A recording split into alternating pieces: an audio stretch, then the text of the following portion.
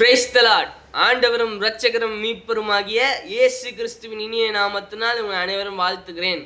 அன்பு பிரியமானவர்களே, இன்றைக்கு தேவனோட வார்த்தை, பிசாசுக்கு எதிர்த்து நில்லுங்கள்.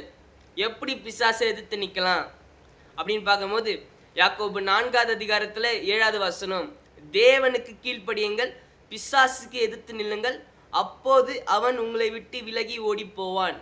ஆமென். அப்போ முதலாவது நம்ம செய்ய வேண்டிய விஷயம், தேவனுக்கு கீழ்ப்படியணும். கீழ்ப்படியும் போது பிசாசுக்கு நம்மளை கர்த்தர் எதிர்த்து நிற்கிறது மட்டும் இல்லைங்க, அவனை ஜெயிக்கும்படியும் கர்த்தர் நம்மளுக்கு பலத்தை கொடுக்க போதுமானவராக இருக்கிறார். ஆமென். அதனால தான் ஏசப்பா அவர் வாழ்கின்ற நாட்களில் பிதாவானவருக்கு கீழ்ப்படிஞ்சாரு. கீழ்ப்படிந்ததுனால அப்பாலே போ சாத்தானேன்னு சொல்லும் போது பிசாசு ஓடி போகிறான். இன்னைக்கு நம்மளும் ஆண்டவரோட சத்தத்துக்கும் ஆண்டவருக்கும் கீழ்ப்படியும்னு சொன்னீங்கன்னா, நம்மளுக்கும் ஆண்டவர் பிசாசை எதிர்த்து நிற்க மட்டும் இல்லைங்க, அவனை ஜெயிக்கும்படியும் கர்த்தர் நம்மளுக்கு பலத்தை கொடுக்க போதுமானவராக இருக்கிறார்.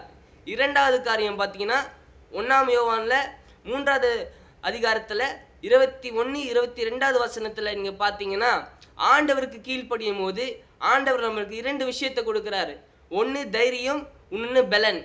அது என்னங்க தைரியம், அது என்னங்க பலன் நீங்கள் பார்க்கும்போது, சங்கீதம் 91ல் 13வது வசனத்தில் ஆண்டவர் சொல்றாரு, சிங்கத்தின் மேலும் விரியன் பாம்பு மேலும் நீ நடந்து பால சிங்கத்தையும் வலு சர்பத்தையும் நீ மிதித்து போடுவாய். ஆமேன். அப்போ ஆண்டவருக்கு நம்ம கீழ்ப்படியும் போது பிசாசை எதிர்த்து நிற்கவும் சரி, பிசாசை ஜெயிக்கவும் சரி, கர்த்தர் நம்மளுக்கு பலத்தை கொடுக்கும்போது போதுமானவராக இருக்கிறார். அதுக்கு அடுத்த வசனம் பார்த்தீங்கன்னா, அவன் என் மேல் வாஞ்சியா இருக்கிறபடினால் நான் அவனை விடுவித்து என் நாமத்தை அறிந்தபடினால் அவனை உயர்ந்த அடைக்கலத்தில் வைப்பேன்.